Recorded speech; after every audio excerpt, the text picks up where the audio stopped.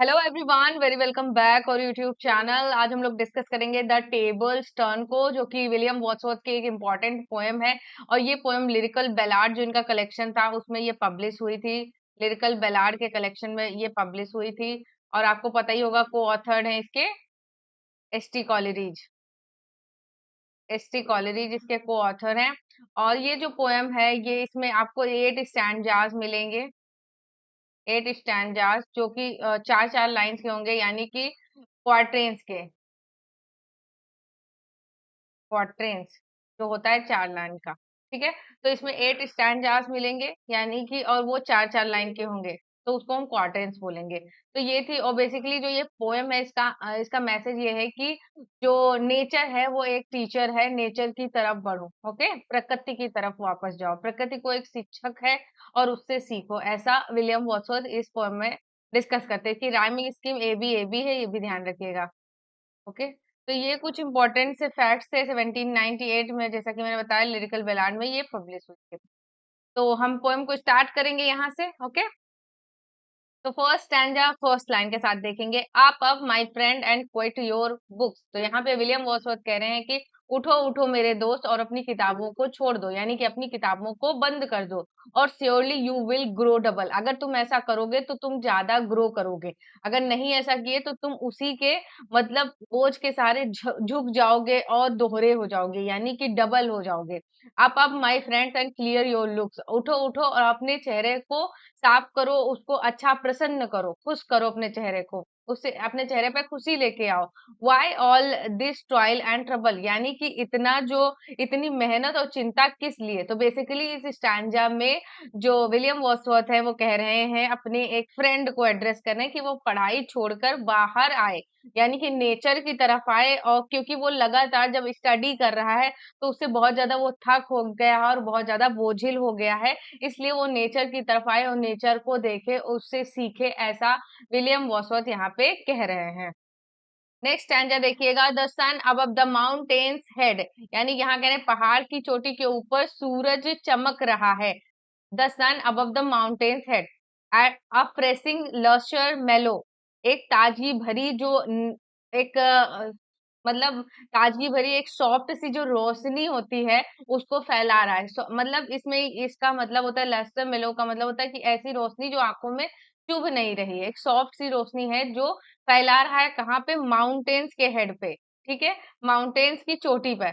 Through all the long green fields are has speed, जो चारों ओर फैले हरे भरे खेतों में बिखर रही है, यानी कि वो जो रोशनी है वो अपने चारों तरफ जो भी खेत हैं हरे भरे उन पे बिखर रही है। हिज फर्स्ट इवनिंग येलो, और यहाँ पे कह रहे हैं यह जो सूरज है ये इसकी पहली जो संध्या होती है, पहली जब संध्या होती है, पहली बेला जब होती है, जब सूरज उगने वाला होता है, तो उसको बोलते हैं his first sweet evening yellow. यहाँ पे उसका दृश्य दिखा रहा है। तो यहाँ पे जो है कवि कह रहे हैं कि इसमें सूरज की जो हल्की सुखद रोशनी होती है वो चारों ओर फैली हुई है, जो पढ़ाई से कहीं अधिक सुंदर है। यानी कि हमने देखा होगा कि बहुत सारे जो लोग होते हैं रात में बहुत देर तक पढ़ते हैं, फिर वो सुबह की रोशनी और वो उगते हुए सूरज को देख नहीं पाते। तो वो कहीं ना कहीं उस नेचर का जो वो सुख है उससे वो इन उससे ज्यादा वो उससे प्रॉफिटेबल नहीं हो पाते, वो नहीं देख पाते, तो उन्हें सन की ब्यूटी का पता ही नहीं होता।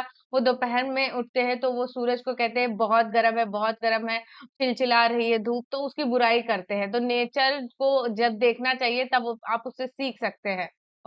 नेक्स्ट स्टैंजा देखते हैं। Books it is a dull and endless stripe. तो यहाँ पे कह रहे हैं जो किताबें होती हैं वो बहुत ही नीरस होती हैं और उनमें ऐसा संघर्ष है। एंडलेस स्ट्राइप मतलब ऐसा संघर्ष जो कभी खत्म होने वाला नहीं है।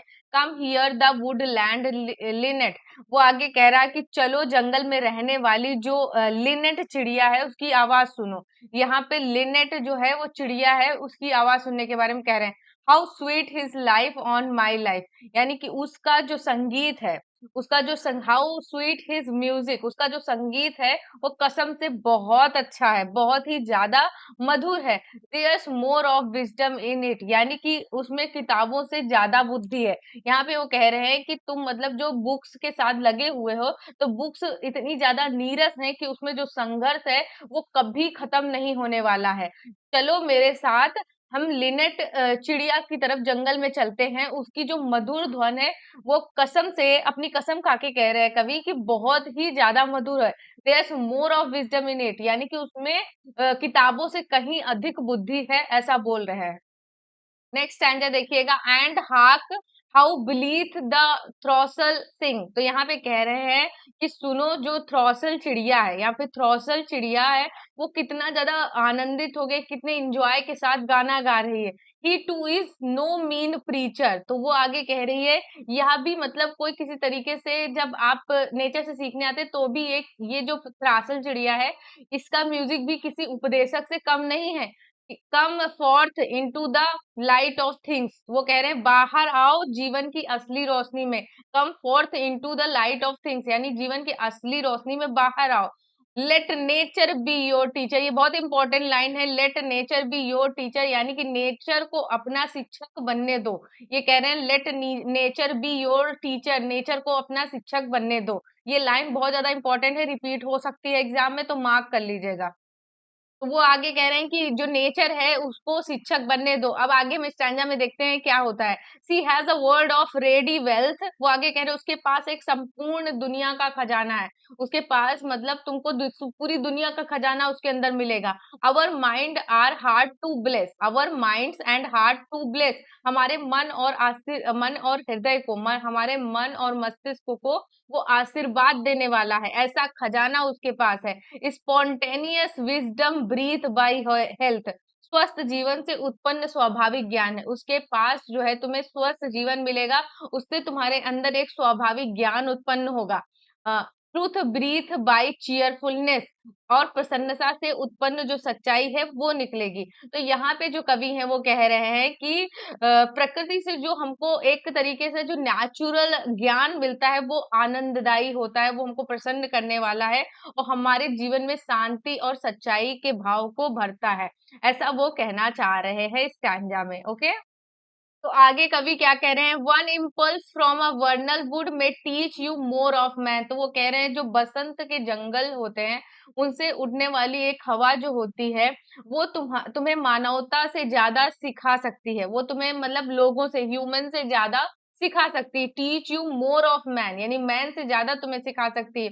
Of moral evil end of good, तुम्हें मतलब अच्छाई और बुराई के नैतिक ज्ञान को ज्यादा सिखाती है, मैन से ज्यादा सिखाती है। कौन? तो बसंत से उठती जो हवाएं होती हैं।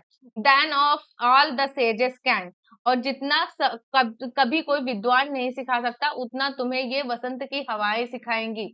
ओके, तो यहाँ पे वो कह रहे हैं कि जो प्रकृति होती है उससे जो ज्ञान मनुष्य को मिलता है वो एक मोरल नॉलेज होती, मोरल ज्ञान होता है जो कि किसी किताब में उसे नहीं मिलता है ना। किसी किताब में जैसे कि पत्ते गिरते हैं तो वो पेड़ सूख जाता है, या उसमें पानी नहीं डालते तो सूख जाता है, तो ये भी हमें किसी न तरीके से हमको सिखा रहे हैं ना। तो ये सब चीजें होती हैं अगर आप प्रकृति को अपना टीचर मानते हैं। Let nature be your teacher. Next देखिए, स्वीट इज द लोर विच नेचर बिगिन। तो यहाँ कह रहे हैं प्रकृति जो हमें ज्ञान देती है वो बहुत ही मीठा और सरल है। स्वीट इज द लोर विच नेचर बिगिन, यानी नेचर जो हमें ज्ञान देती है वो बहुत ही सीधा और सरल होता है। आवर मिडलिंग इंटेलेक्ट, यानी वो कह रही हमारी जो दखल देने वाली बुद्धि होती है, मिडलिंग इंटेलेक्ट यानी हर चीज में तर्क करने वाली जो बुद्धि होती है। Misshapes the beauteous form of things, जो मतलब चीजों के सुंदर रूप को बिगाड़ देती है। जो हमारी बहुत ज्यादा तार्किक बुद्धि होती है वो क्या करती है, सुंदर चीजों को भी बिगाड़ देती है। We murder to dissect, we murder to dissect, तो इसका मतलब हमारी जो विश्लेषण करने के लिए हम बहुत ज्यादा जब चीजों में बहुत ज्यादा छानबीन करने लगते हैं, बहुत ज्यादा तर्क करने लगते हैं तो हम सौंदर्य की हत्या करते हैं, जो नेचुरल ब्यूटी होती है उसकी हत्या कर देते हैं। अब फॉर एग्जाम्पल यहीं पे देख लीजिए जो आजकल चीजें चल रही है, प्लास्टिक सर्जरी वगैरह, सारी चीजें जो भगवान ने नेचुरली आपको गिफ्ट दिया है ब्यूटी, उसको और ज्यादा इनहेंस करने के लिए आप क्या करते हैं, कॉस्मेटिक सर्जरीज करवाते हैं। तो वो कहीं ना कहीं आप अपना खुद का जो नेचुरल ब्यूटी है उसका मर्डर कर देते हैं। समझ में आई बात? ये हर चीज पे लागू होता है। ये जितनी भी विलियम वर्ड्सवर्थ की पोएम है वो आज के टाइम पे पूरी तरीके से रिलेटेबल है, उससे आप कनेक्ट कर सकते हैं, है ना। तो लास्ट स्टैंजा में कह रहे हैं enough of science end of art. तो ये कह रहे हैं कि बहुत हो चुका विज्ञान और कला का, यहाँ पर अब close up those barren leaves, अब उन मतलब बेजान पन्नों किताबों को बंद कर दो। बहुत हो गई साइंस और कला, विज्ञान और कला बहुत हो गई। अब इन बैरन पन्नों को यानी कि नीरस पन्नों को बंद कर दो जिनका कोई मतलब नहीं। कम fourth and bring with you a heart, बाहर आओ और अपने साथ एक ऐसा हृदय लेके आओ, ऐसा मन लेके आओ दैट वॉचेस एंड रिसीव्स, जो देख सके और जो नेचर में चीजें हो सके उनको अडाप्ट कर सके, उनको ग्रहण कर सके, उनको रिसीव कर सके। ऐसा ये विलियम वॉर्ड्सवर्थ यहाँ पे बोल रहे हैं। तो ये जो इम्पोर्टेंट पोएम है यहाँ पे हमारी कंप्लीट होती है। होप गाइस आपको ये पोएम समझ में आ गई हो अच्छी तरीके से। ये पोएम काफी ज्यादा इंपॉर्टेंट है क्योंकि ये नेचर को एक टीचर के तौर पे यहाँ पे रिप्रेजेंट कर रही है और ऐसा कह रही है कि किताबों से निकलकर आप नेचर की तरफ बढ़ें। तो ये मैसेज बेसिकली इस पोएम का था और ये पोएम काफी ज्यादा इंपॉर्टेंट है यूपीटीजीटी के एस्पिरेंट के लिए। और एज वेल एज जहां भी आप विलियम वर्ड्सवर्थ को देखेंगे, वो आप लिरिकल बैलाड की कोई भी पोएम है, वो सारी पोएम इंपॉर्टेंट है। तो जितनी भी इंपॉर्टेंट पोएम हो सकती हैं लिरिकल बैलाड की, वो मैं कोशिश कर रही हूँ कि करवा दूं और मैंने करवाई भी है, प्लेलिस्ट सेपरेटली बना दिया है। आप जाके विलियम वर्ड्सवर्थ के वर्क्स एंड बायोग्राफी कंप्लीट तरीके से वहां से पढ़ सकते हैं, जिससे आपकी नॉलेज भी बूस्ट होगी और आप एग्जाम में भी अच्छा करेंगे। थैंक्स फॉर वॉचिंग, मिलते हैं नेक्स्ट वीडियो में, बाय बाय।